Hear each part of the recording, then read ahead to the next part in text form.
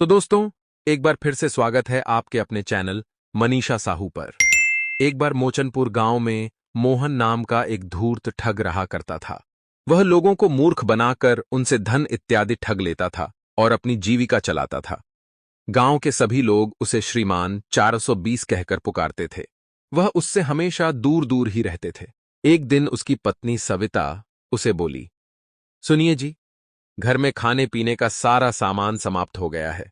यदि शीघ्र ही तुम किसी को ठग कर नहीं लाए तो हमारे भूखे मरने की नौबत आ जाएगी। मोहन बोला, कहती तो तुम ठीक हो सविता, किंतु गांव वाले अब मेरी सारी चालों को पहचान चुके हैं, इसलिए अब वे मेरे झांसे में नहीं आएंगे। सविता ने कहा, कुछ भी करो जी, परंतु रुपये पैसों का इंतजाम जल्द करो, वरना कल से खाने को कुछ भी नहीं मिलेगा। मोहन ने जवाब दिया, ठीक है भाग्यवान, अब तुम जाकर अपना काम करो और मुझे कोई नई तिकड़म लगाने दो। और मोहन सोच में डूबा हुआ घर के अंदर गया। अचानक उसकी दृष्टि अलमारी में रखी पीतल की एक छोटी सी मूर्ति पर पड़ी। वह सोचने लगा, क्यों न इस मूर्ति पर सोने का पानी चढ़ाकर किसी मूर्ख व्यक्ति को बेच दूं। मोहन ने मूर्ति उठाई और गांव के सुनार के पास जाकर बोला, और भाई, इस पीतल की मूर्ति पर सोने का पानी चढ़ा देना। इस पर जितना भी खर्च आएगा मैं तुम्हें दूंगा। सुनार बोला, मिस्टर 420, लगता है आज फिर कोई नई खुराफात सूझी है। आज इस मूर्ति के जरिए किसको ठगना है, जरा हमें भी बता दो। मोहन बोला, अरे नहीं नहीं भाई, मैंने अब ठगी का धंधा छोड़ दिया है। ये मूर्ति अब मैली को गई है। मैंने सोचा, क्यों न इस पर सोने का पानी चढ़ावा लिया जाए। सुनार ने जल्दी ही मूर्ति पर सोने का पानी चढ़ा दिया। पानी चढ़ते ही मूर्ति सोने जैसी प्रतीत होने लगी। सुनार को पैसे दे मोहन खुश होते हुए अपने घर लौट गया। दूसरे दिन वह खुश होकर मूर्ति को लिए घर से निकल पड़ा। चलते चलते वह पास के एक गांव में जा पहुंचा और उसे एक व्यक्ति जाता हुआ दिखाई दिया। मोहन ने सोचा, क्यों न इसी व्यक्ति को अपना शिकार बनाया जाए। जब वह व्यक्ति मोहन के पास से गुजरा तो मोहन बोला, अरे भाई, इस कनस्तर ने क्या ले जा रहे हो। वह आदमी बोला, इसमें गाय का देसी घी है, मैं इसे दूसरे गांव में बेचने के लिए ले जा रहा हूं। मोहन ने कहा, भाई, मेरा नाम मोहन है, मैं मोचनपुर गांव का रहने वाला हूं। मेरी पत्नी बीमार चल रही है। वैद्य जी ने उसे गाय का देसी घी खाने को कहा है। अगर तुम ये कनस्तर मुझे दे दो तो तुम्हारा बड़ा उपकार होगा। आदमी बोला, लेकिन तुम इसके बदले मुझे क्या दोगे। मोहन ने अपनी जेब से झटपट पीतल की मूर्ति निकाली और बोला, भाई, इस समय तो मेरे पास ये मूर्ति ही है। अगर तुम उचित समझो तो इसके बदले मुझे ये कनस्तर दे दो।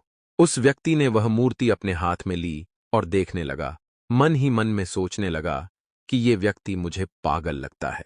इस सोने की मूर्ति के बदले घी का कनस्तर लेना चाहता है, तो मुझे कनस्तर दे देना चाहिए। काफी मुनाफे का सौदा है। आदमी बोला, ठीक है भाई, अगर इस घी के कनस्तर से तुम्हारी बीवी की बीमारी ठीक हो सकती है तो तुम इसे ले जाओ, बदले में तुम मुझे मूर्ति दे दो। मोहन ने झटपट उसे मूर्ति दे दी और उसके सिर पर रखा कनस्तर उतरवा लिया।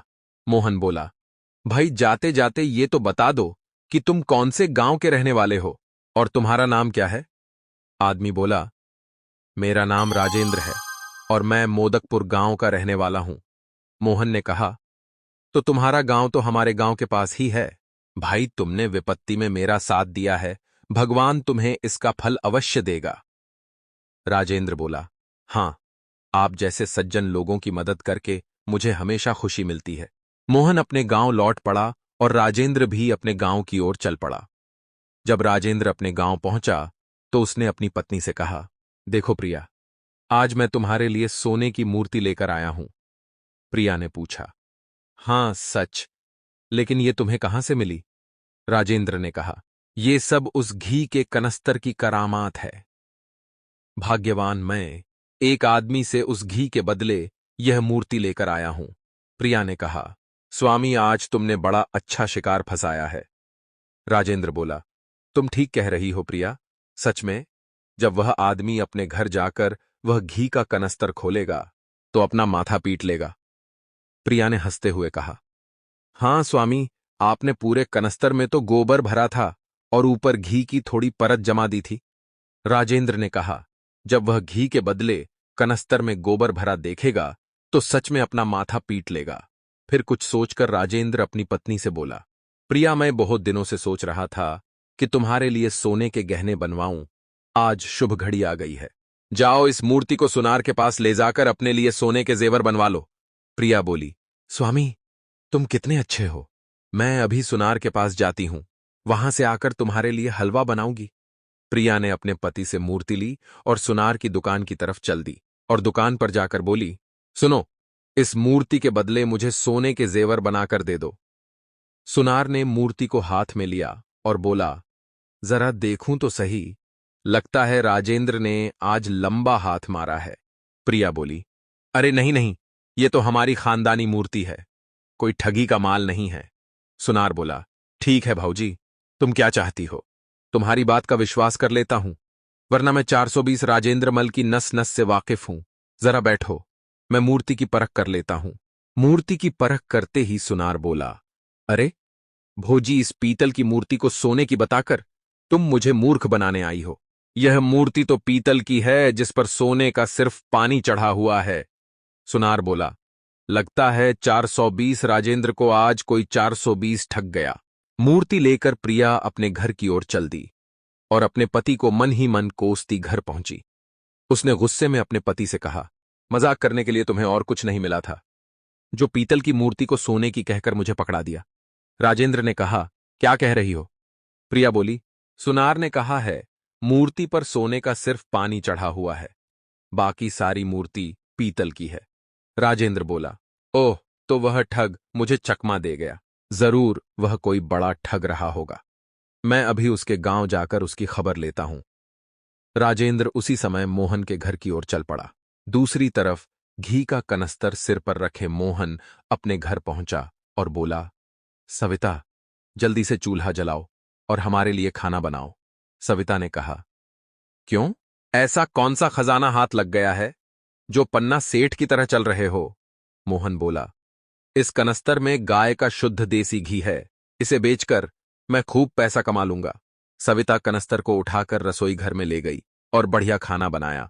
जब उसने खाना मोहन के आगे परोसा तो मोहन बोला, अरे मूर्ख, तूने सब्जी में घी बिल्कुल भी नहीं डाला, जरा घी तो डाल। सविता ने कनस्तर से एक चम्मच घी निकालकर सब्जी में डाल दिया।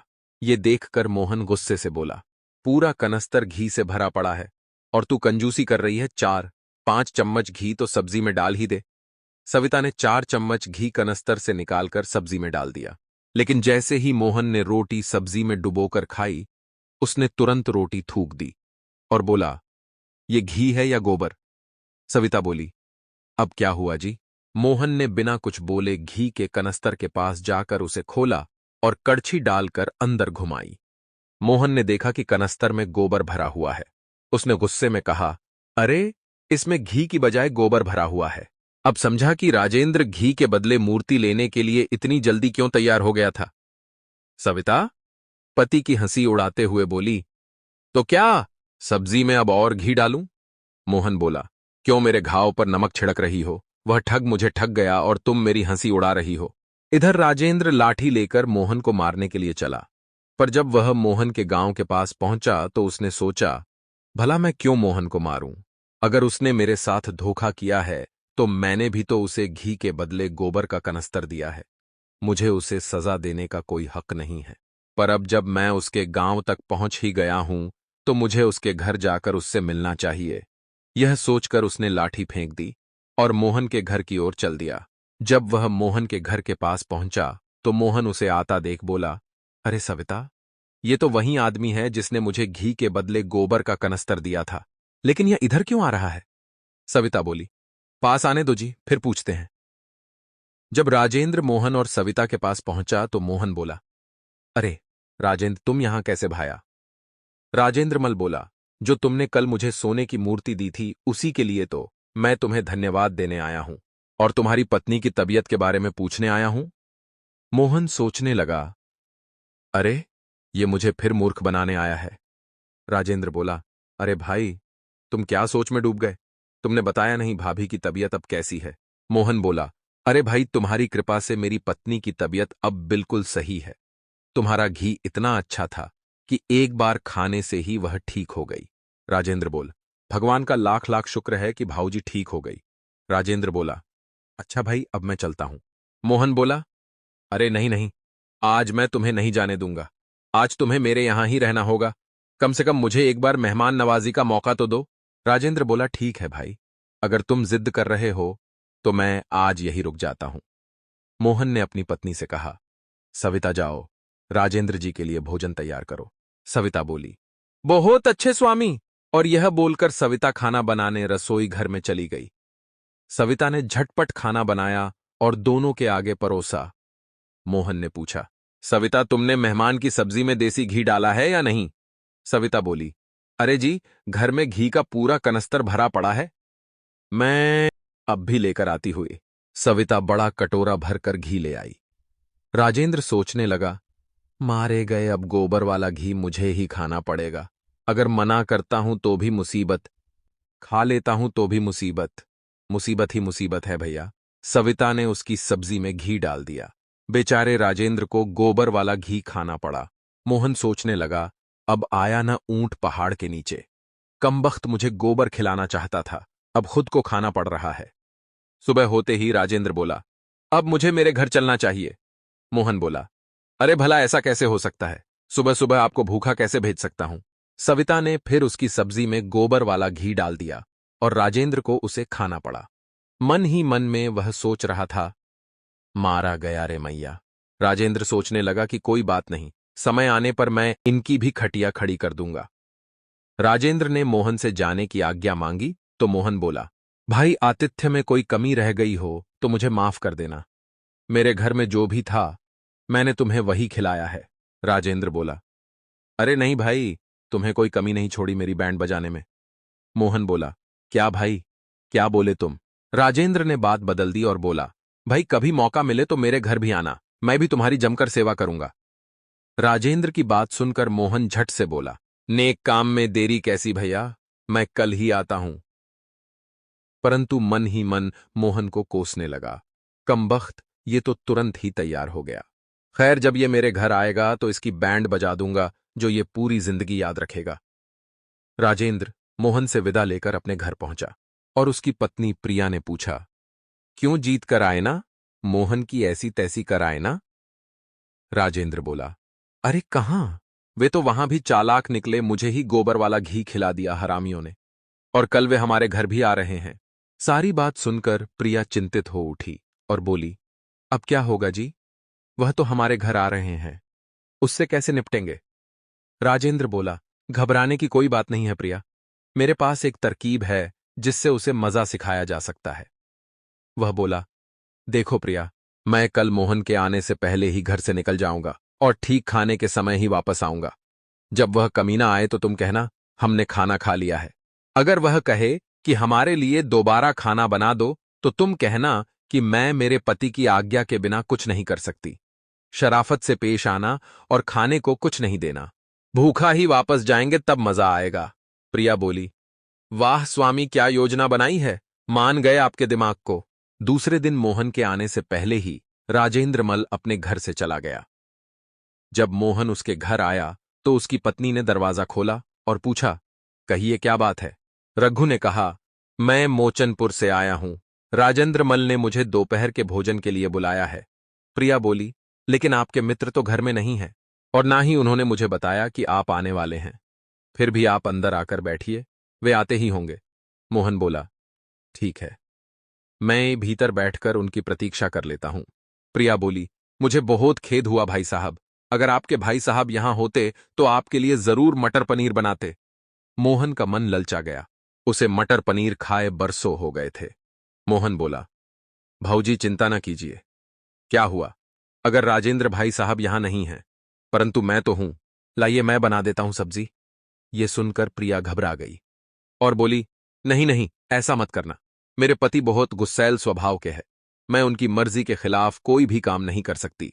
वे बड़ी मेहनत से ये पनीर लेकर आए थे, अगर आपने ने बना दिया तो वे बड़े नाराज होंगे। मोहन पर प्रिया की बातों का कोई असर न हुआ, उसे तो बस पनीर खाना था। उसने झट से सब्जी बना दी और प्रिया देखती रह गई। प्रिया मन ही मन में उबल रही थी और सोच रही थी कि आने दो मेरे पति को, तुम्हें तो वहीं सीधा करेंगे। मोहन को शक हो गया था कि राजेंद्र जानबूझकर घर नहीं आ रहा है। मोहन भी हटी था, वहीं बैठा रहा। जब शाम हुई और राजेंद्र अपने घर लौट रहा था तो वह बहुत खुश था कि मोहन को उसकी पत्नी ने अच्छा सबक सिखा दिया होगा। परंतु जब वह दरवाजे पर पहुंचा और उसने मोहन को वहीं बैठा देखा तो उसका खून खोल गया। राजेंद्र ने देखा कि उसके रसोई में उसके द्वारा लाई गई मटर पनीर की सब्जी रखी हुई है। भीतर जाकर उसने मोहन को कहा, अरे भाई, आज तो मुझे देर हो गई। अच्छा हुआ तुम यहीं हो, आओ साथ में खाना खाते हैं। राजेंद्र रसोई में गया और अपनी पत्नी से बोला, अरे ये कमीना अभी भी यहीं बैठा है। प्रिया ने उसे पूरी कहानी बताई तो राजेंद्र का गुस्सा काबू में ना रहा। उसने कहा कि तुम जब खाना परोसने आओगी तो मुझे पीतल के बड़े बर्तन में सब्जी देना और उसे चांदी के छोटे बर्तन में। बाहर जाकर राजेंद्र मोहन से बातें करना लगा और कहने लगा, माफ करना मित्र, मुझे किसी काम से दूसरे गांव जाना पड़ गया था और मैं मेरी पत्नी को भी तुम्हारे बारे में बताना भूल गया था। मोहन बोला, कोई बात नहीं भाई, ये सब तो चलता ही रहता है। इतने में प्रिया खाना लेकर आ गई। जब उसने छोटे बर्तन में मोहन को खाना दिया तो वह समझ गया कि उसे बेवकूफ बनाया जा रहा है। मोहन बोला, देखो भाई, मुझे तो ये ठीक नहीं लग रहा है कि मेहमान चांदी के बर्तन में खाना खाए और मेजबान पीतल के बर्तन में। लाओ, ये पीतल का बर्तन मुझे दे दो। राजेंद्र घबरा गया और सोचने लगा, यह हरामी अब मेरा खाना भी छीनना चाहता है। राजेंद्र के लाख मना करने के बाद भी मोहन ने जबरदस्ती बड़ा बर्तन खुद ले लिया और छोटा बर्तन राजेंद्र को दे दिया और जल्दी जल्दी खाने लगा। राजेंद्र सोच रहा था कि अगर मैं ना बोला तो ये मेरा सारा खाना भी खा जाएगा। फिर थोड़ी देर सोचकर वह बोला, मोहन भाई, हमारे यहां रोज रात को एक प्रेत आता है और उत्पात मचाकर चला जाता है। मोहन बोला, अच्छा, और अपनी ही धुन में खाना खाता रहा। तब राजेंद्र ने अपनी पत्नी को दीपक बुझा देने का इशारा किया और तुरंत प्रिया ने दीपक बुझा दिया। राजेंद्र बोला, अरे ये सब क्या हुआ? लगता है वो प्रेत आ गया है।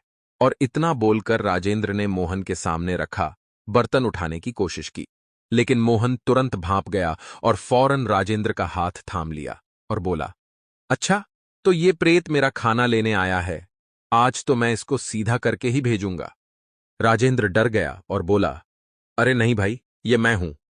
परंतु मोहन ने उसका हाथ न छोड़ा और बोला, भाई तुम हट जाओ, आज मैं इस प्रेत को छठी का दूध याद दिलाकर ही रहूंगा।